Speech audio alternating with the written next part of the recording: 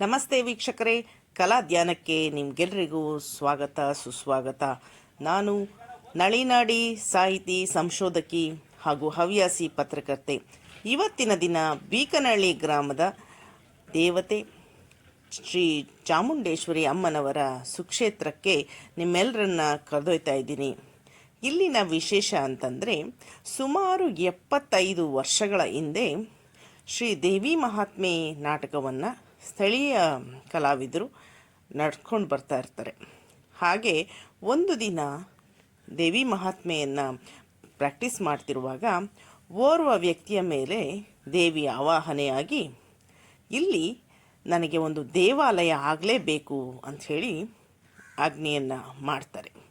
ನಂತರದಲ್ಲಿ ಆಗಿದ್ದು ಈ ಪವಾಡದ ಸುಕ್ಷೇತ್ರ.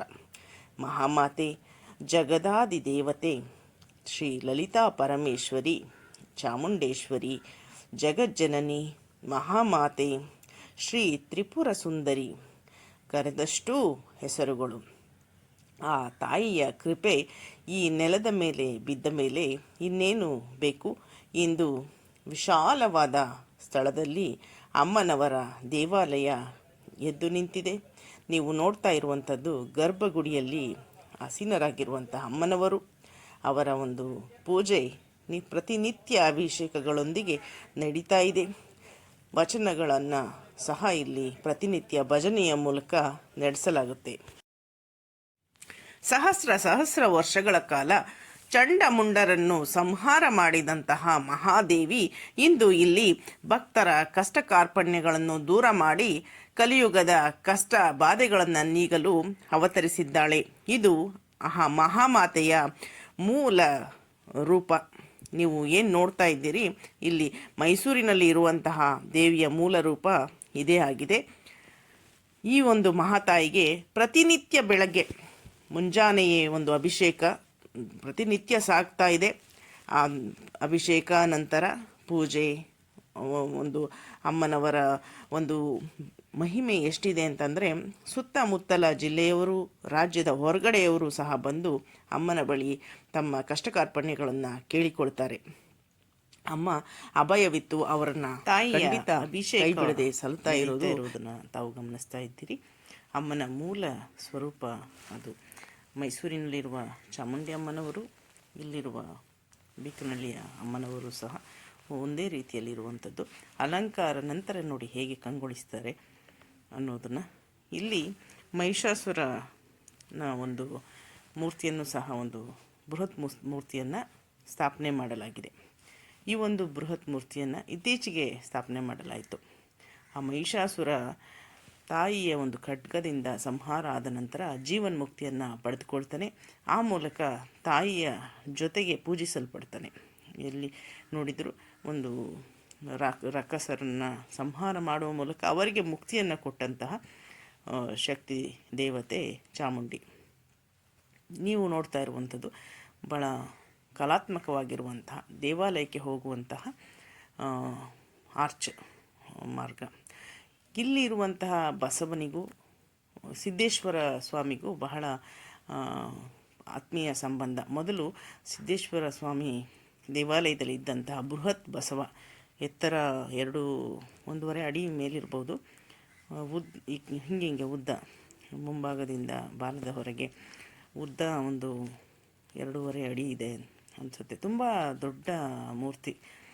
ಅಲ್ಲಿನ ದೇವಾಲಯ ಶಿಥಿಲಾವಸ್ಥೆಗೆ ಬಂದ ಕಾರಣ ಆ ಮೂರ್ತಿಯನ್ನು ಗ್ರಾಮಸ್ಥರು ತಂದು ಇಲ್ಲಿ ಸ್ಥಾಪನೆ ಮಾಡುವ ಮೂಲಕ ನಮ್ಮ ಬಸವನಿಗೆ ಒಂದು ಪೂಜೆಗಳು ಆಗುವಂಥ ಅವಕಾಶವನ್ನು ಕಲ್ಪಿಸಿಕೊಟ್ರು. ಇದು ದೇವಾಲಯದಲ್ಲಿರುವಂಥ ವಿವಿಧ ಕಲಾಕೃತಿಗಳು. ಬಹಳ ವಿಶೇಷವಾಗಿ ತುಂಬ ಚೆನ್ನಾಗಿ ಮಾಡಿದ್ದಾರೆ ದೇವಾಲಯವನ್ನು. ಹೋದರೆ ನಮ್ಮ ದೇವಾಲಯ ಏನೋ ಒಂದು ಖುಷಿ ಕೊಡುತ್ತೆ. ಇಲ್ಲಿ ಅರ್ಚಕರು, ಸ್ಥಳೀಯ ಅರ್ಚಕರು ದೇವಾಲಯದ ಬಗ್ಗೆ ಮಾಹಿತಿ ಹೇಳ್ತಾಯಿದ್ರು. ಅಮ್ಮನವರು ಹೀಗೆ ಇದ್ದಾರೆ, ಅಲಂಕಾರ ಸಮೇತ. ಇಲ್ಲಿರುವಂಥದ್ದು ಪಾದಗಳ ನಂತರ ಬಸವಣ್ಣನವ್ರನ್ನ ನೀವು ನೋಡ್ತಾ ಇದ್ದೀರಾ. ದೇವಿಯ ಮುಂದೆ ಸ್ಥಾಪನೆಯಾಗಿರುವಂತಹ ಬೃಹತ್ ಬಸವ. ಇದೇ ರೀತಿಯ ದೇವಾಲಯ ತಮಿಳುನಾಡಿನಲ್ಲೂ ನಾನು ಕಂಡಿದ್ದೀನಿ. ಇದು ದೇವಾಲಯದ ಆವರಣ. ಬಣ್ಣ ಬಣ್ಣದ ಒಂದು ಚಿತ್ರಗಳು, ಮೋರಲ್ ಆರ್ಟ್ ರೀತಿಯಲ್ಲಿ ಮಾಡಿರುವಂತಹ ಚಿತ್ರಗಳನ್ನ ನೀವು ಗಮನಿಸಬಹುದು. ಚಾಮುಂಡೇಶ್ವರಿ ಮೈಸೂರಿನ ತಾಯಿಯ ಚಿತ್ರ ಪಲ್ಲಕ್ಕಿಯಲ್ಲಿ ಇರುವಂಥದ್ದು. ಇದು ಪುಟ್ಟ ಬಸವಣ್ಣ, ಲೋಹದ ಪುಟ್ಟ ಬಸವಣ್ಣನವ್ರನ್ನ ಇಲ್ಲಿ ಕಾಣ್ತಾ ಇದ್ದೀರಾ. ಇವರು ಇದ್ದಾರೆ, ಅವರು ಇದ್ದಾರೆ, ಅಂದರೆ ಎರಡೂ ಬಸವಣ್ಣ ಇಲ್ಲಿ ಪೂಜಿತಗೊಳಗಾಗ್ತಾರೆ. ಈ ದೇವಾಲಯಕ್ಕೆ ಯಾರಾದರೂ ದರ್ಶನಕ್ಕೆ ಹೋಗಬೇಕು ಅಂತಂದರೆ ಚಿಕ್ಕಮಗಳೂರು ಜಿಲ್ಲೆಯ, ಅಂದರೆ ಚಿಕ್ಕಮಗಳೂರು ನಗರದ ಬಸ್ ಸ್ಟಾಪಿಂದ ಕೇವಲ ಒಂದು 3 ಕಿಲೋಮೀಟರ್ ದೂರದಲ್ಲಿ ಈ ಗ್ರಾಮ ಬರುತ್ತೆ. ಬೀಕನಹಳ್ಳಿ ಗ್ರಾಮ ತುಂಬ ಹತ್ತಿರ ಇದೆ, ದೂರ ಏನಿಲ್ಲ. ಇದು ನಮ್ಮ ತಂದೆಯವರ ಜನ್ಮಸ್ಥಳ. ನನ್ನ ತವರು ಮನೆ ಚಿಕ್ಕಮಗಳೂರಲ್ಲಿ ಇರೋದು, ಮತ್ತು ಮೂಲ ಇದೆ, ನಮ್ಮ ಮೂಲ ಊರು ಇದೇನೆ. ಈ ಮಾಮೂಲಿಯಾಗಿ ಎಲ್ಲ ದಿನ ಪೂಜೆ ಇದ್ದರೂ ವಿಶೇಷವಾಗಿ ಅಮಾವಾಸ್ಯೆ ಹುಣ್ಣಿಮೆಗಳಲ್ಲಿ ಪೂಜೆಗಳು ನಡೆಯುತ್ತೆ, ಮತ್ತು ಭಜನೆ ನಿತ್ಯ ನಡೆಯುತ್ತೆ. ಊರಿನ ಹಿರಿಯ ನಾಗರಿಕರೇ ಸೇರಿ ಅದ್ಭುತವಾದಂಥ ಭಜನೆಯನ್ನು ನಡೆಸ್ಕೊಡೋದು ತುಂಬ ಖುಷಿಯಾಗುತ್ತೆ. ಕರ್ಣಾನಂದ, ಮನಸ್ಸಿಗೂ ಬಹಳ ಆನಂದ. ಎಷ್ಟು ಚೆನ್ನಾಗಿ ಭಜನೆ ನಡೆಸ್ತಾರೆ ಅಂತಂದರೆ ಆ ಭಜನೆಯ ಶಕ್ತಿ ಅಷ್ಟೊಂದಿದೆ. ಒಂದು 10 ಜನದ ಮೇಲೆ ಕುತ್ಕೊಂಡ್ಬಿಟ್ಟು ಭಜನೆ ನಡೆಸ್ತಾರೆ. ನೋಡ್ತಾ ಇದ್ದರೆ ಬಹಳ ಖುಷಿಯಾಗುತ್ತೆ. ಅದು ಎಲ್ಲರೂ ಹಿರಿಯ ನಾಗರಿಕರೇ. ಅವರ ಒಂದು ಭಕ್ತಿ, ಆ ಸೇವೆ ಹಾಗೇ ನಡೀತಾ ಇದೆ.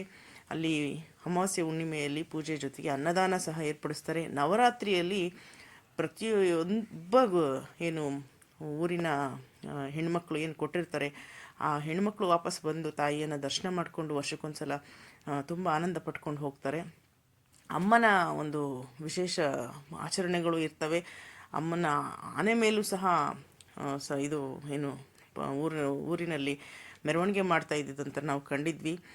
ಮತ್ತು ಹಂಬೊಡೆಯೋದು, ಆ ವಿಶೇಷ ಆಚರಣೆಗಳೇ ನಡೀತವೆ ಅಲ್ಲಿ ನವರಾತ್ರಿಯಲ್ಲಿ 9 ದಿನ. ಮತ್ತು ಒಂದು ದಿನ, ಒಂದು ಪರ್ಟಿಕ್ಯುಲರ್ ಡೇ ಅಲ್ಲಿ ಯಾರೂ ಒಲೆ ಹಚ್ಚಲ್ಲ. ಎಲ್ಲರೂ ದೇವಾಲಯದಲ್ಲಿ ಬಂದು ಅನ್ನದಾನವನ್ನು ಸ್ವೀಕಾರ ಮಾಡುವಂತಹ ಒಂದು ವಿಶೇಷ ಒಂದು ವ್ಯವಸ್ಥೆಯನ್ನು ಸಹ ಅಲ್ಲಿನ ಗ್ರಾಮಸ್ಥರು ಮಾಡಿದ್ದಾರೆ. ಮತ್ತು ಅಮ್ಮನ ಬಗ್ಗೆ ಹೇಳಲಿಕ್ಕೆ ಮಾತು ಬರಲ್ಲ.